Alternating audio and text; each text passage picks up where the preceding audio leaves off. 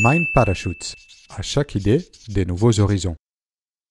Comment parler en public de Dale Carnegie. Est-ce que vous stressez à l'idée de prendre la parole en public? Est-ce que vos mains transpirent? Vous avez l'impression d'avoir du carton dans la bouche? Devoir parler devant un groupe ou un examinateur est un exercice qui paralyse beaucoup de monde. Pourtant, réussir cet exercice permet d'affirmer son expertise et son leadership. La bonne nouvelle est que vaincre la peur, captiver ses auditeurs et se faire apprécier, ça s'apprend.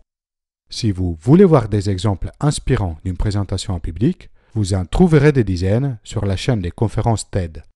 Les présentations sont passionnantes. Je reste souvent scotché devant l'art oratoire du présentateur. Le livre « Comment parler en public » de Dale Carnegie est un grand classique. Publié pour la première fois il y a plus de 50 ans, les conseils que l'on y retrouve sont toujours d'actualité. Ce livre est le résultat de l'expérience et de la connaissance de l'auteur après des dizaines d'années comme professeur de prise en parole en public, et des milliers d'élèves qui ont réussi, grâce à ses enseignements, à faire des énormes progrès dans un délai très court. Il y a un secret qui vous permet d'être immédiatement plus à l'aise quand vous parlez en public. Il concerne les sujets que vous allez présenter. Le secret est le suivant. Parlez de quelque chose dont vous avez gagné le droit de parler. Parlez de quelque chose qui suscite en vous un vif intérêt. Parlez de quelque chose que vous désirez profondément partager avec vos auditeurs. N'essayez pas à tout prix de parler des grands problèmes de l'humanité, en pensant que les gens vont trouver le sujet intéressant. Privilégiez un sujet dont vous avez gagné le droit de parler parce que vous l'avez étudié en profondeur ou parce que vous en avez vécu l'expérience directe, qui vous passionne vraiment et que vous désirez fortement partager avec les autres. Parler de vos propres expériences est la manière la plus rapide de développer le courage et la confiance en soi pour prendre la parole en public. Vous êtes déjà prêt en ces moments à donner au moins une dizaine d'excellents discours. Des discours que personne d'autre au monde ne pourrait donner aussi bien que vous, parce que personne d'autre n'a eu précisément la même expérience que vous en avez eue.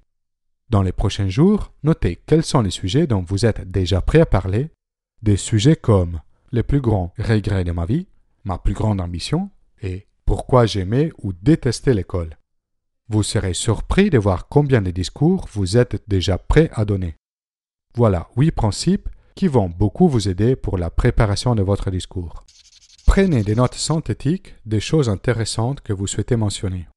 Voltaire, un des plus grands écrivains du XVIIIe siècle, s'est promené toujours avec un petit cahier dans lequel il notait les idées qui lui traversaient l'esprit pendant la journée.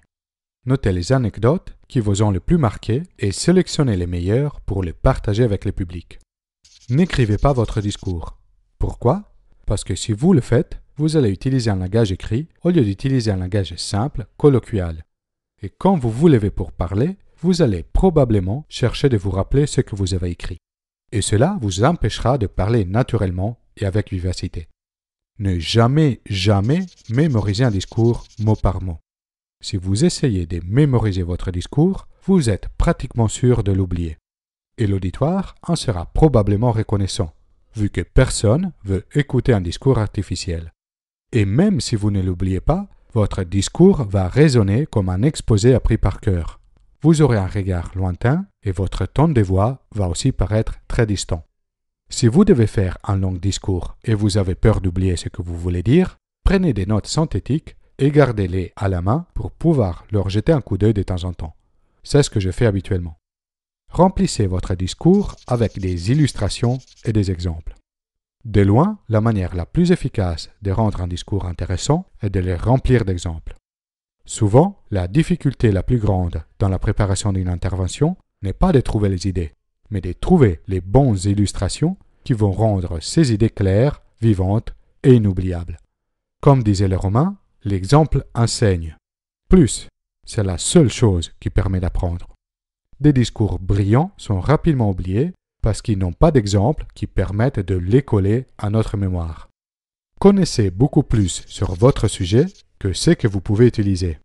Ne vous contentez pas d'une connaissance superficielle du sujet que vous devez présenter. Si vous devez faire un discours de 10 minutes, connaissez suffisamment le sujet pour en parler 2 heures. Si c'est une présentation d'1 heure, soyez en mesure de parler du sujet pendant un séminaire de 2 jours. Documentez-vous, étudiez toutes les sources que vous pouvez trouver sur le sujet. Devoir garder pour votre présentation que l'essence de votre connaissance vous permettra d'en parler avec confiance, clarté et intérêt. Répétez votre discours en conversant avec vos amis. Je ne sais pas vous, mais j'aime beaucoup les one-man shows.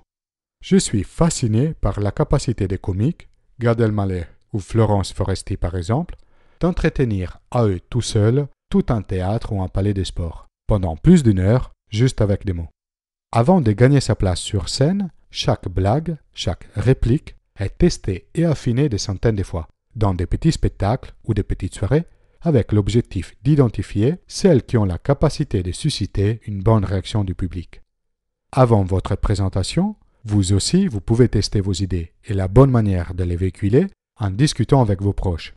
C'est une manière beaucoup plus efficace de préparer un discours que de le répéter en gesticulant devant la glace. Plutôt que vous inquiéter de votre performance, trouvez la manière de l'améliorer. Un bon discours n'est pas le résultat des techniques de communication. Quand vous êtes face à un auditoire et commencez votre présentation, ne pensez plus à votre voix, votre posture, vos gestes. Oubliez tout sauf votre public et ce que vous êtes en train de dire. Exprimer vos idées et vos émotions devant un auditoire ne nécessite pas des années d'entraînement technique pour être efficace. Tout le monde peut donner un discours magnifique à la maison quand il est fâché. Ce qui fait un bon discours est une émotion sincère, sentie.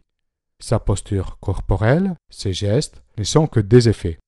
La cause qui produit ces effets est votre état mental et émotif. Si vous rentrez dans le bon état d'esprit, votre communication sera superbe.